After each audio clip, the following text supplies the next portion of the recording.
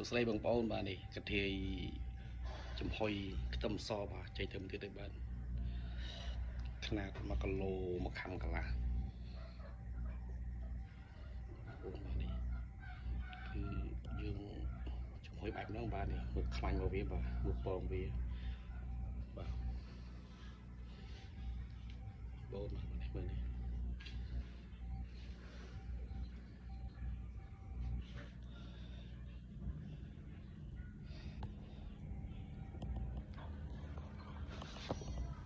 ទំហំវាຂະຫນາດ1ខាំ1គីឡូ1ខាំកន្លះបាទបញ្ជាក់ຂະຫນາດវា1គីឡូ1ខាំកន្លះបងអាចកំងបានអាចតម្រូវការអាចចំហុយទៅចឹងបានគឺធានាបាទអត់មានឆ្អាបអីទេបាទគឺទុកត្រជាក់គាត់ឆ្អាបហើយពុទ្ធតែយើងបាយគ្រឿងខ្លាំង